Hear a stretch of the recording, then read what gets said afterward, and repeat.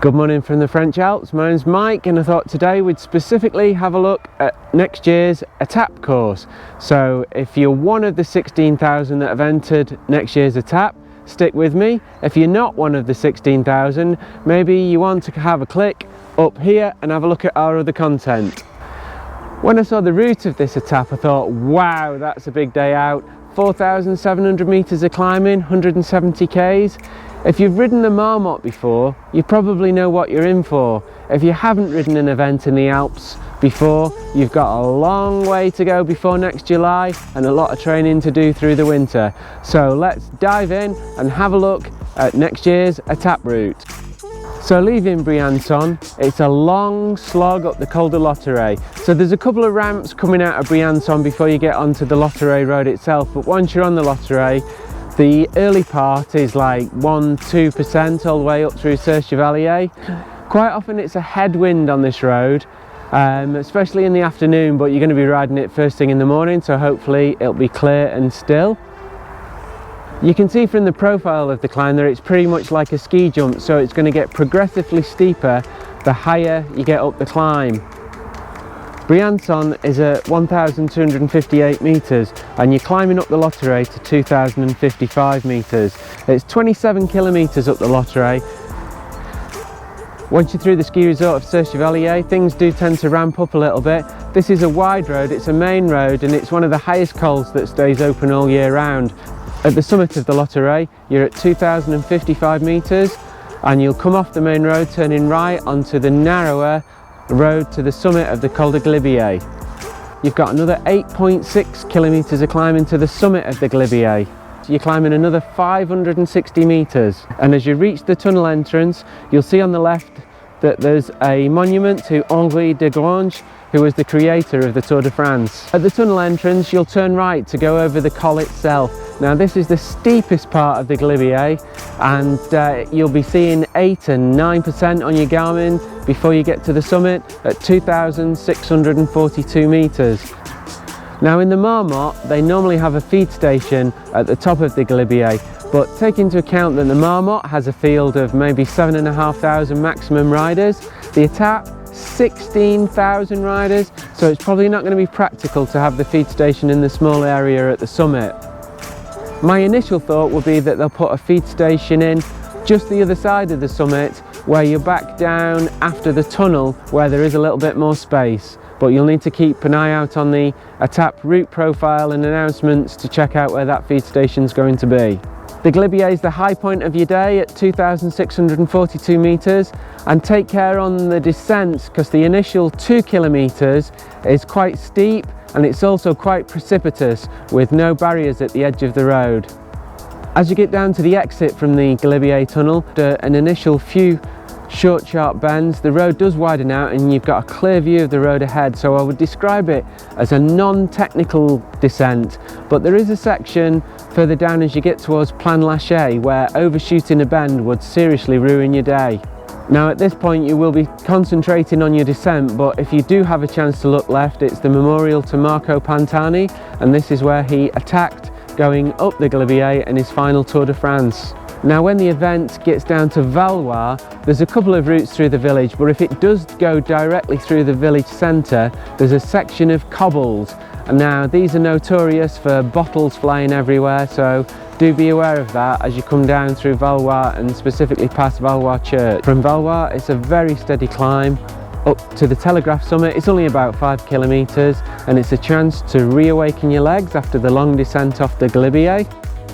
The descent off the Telegraphe down towards Saint-Michel-de-Maurienne becomes increasingly technical the further down the descent that you get.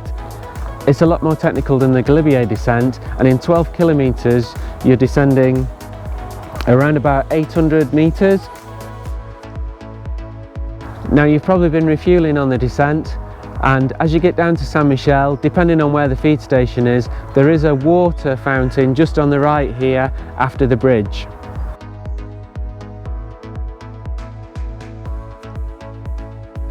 So from Saint-Michel-de-Maurienne to Saint-Jean-de-Maurienne, It's a descent of about 10 kilometres and it's a grade of maybe 1 or 2%. I would anticipate that it's a tailwind on this section, but still I'd aim to get in a group and do some serious wheel sucking, and it's a good opportunity to keep refuelling before you hit the Col de Croix de Fer.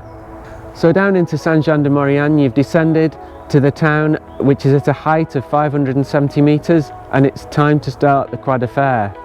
Now the Croix de Fer, just for your mindset, can be broken down into 3 sections. So to start off with, there's 3 kilometres around about 8% before a 2 kilometre slight descent, and you go around a left-hand bend and start climbing again. Section 2 is around about 5 kilometres. Over the top of that second section you've got 3 kilometres which is kind of flat, rolling, descending slightly, and then you're on to the third and final section. This is the longest section. It's 14.6 kilometres and you're going to climb a further 820 metres to the summit of the Col de Croix de Fer. The first half of this final section averages about 4 or 5%, and then you get to the tiny ski town of Saint-Solan-d'Arve. I've probably pronounced that wrong. As you're coming up through Saint-Solan, there is a water fountain on the right here.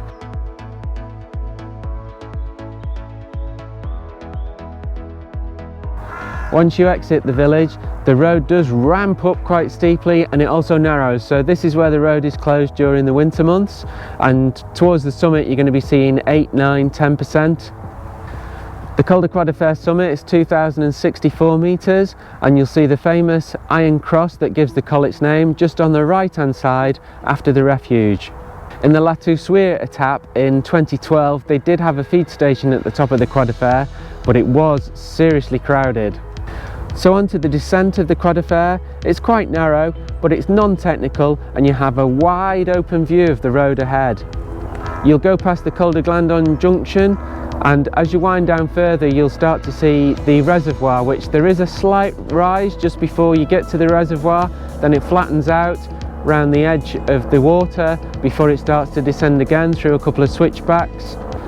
Once you're below the reservoir, the road does tend to straighten out again before it reaches quite a technical section where the hairpins are pretty steep and it is quite narrow, and at this point you will dip down over a small bridge over a river. It ramps up slightly and then you're onto a very steep section of a descent.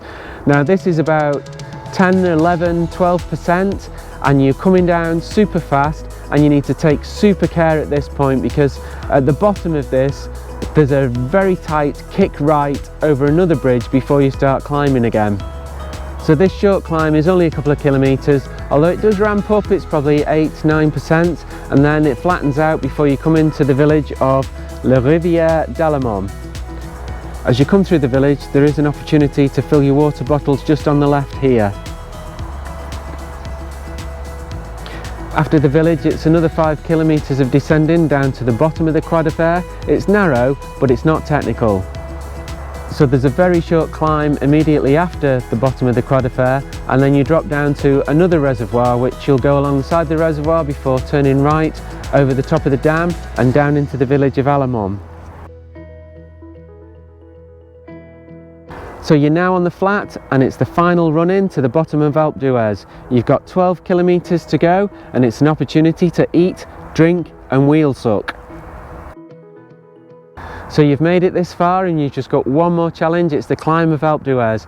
Now I can't really add anything to the climb of Alpe D'Huez that hasn't been said before. Suffice to say, I would anticipate that there'll be plenty of water stations all the way up the climb.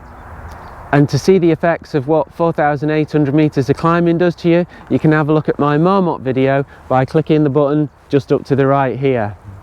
So that's my brief summary of next year's etape route. If you're doing it, good luck, and good luck with your training through the winter months. And if you have any questions, please drop them in the comments below. Thanks for watching, and we'll see you next time on Cycling in the French Alps.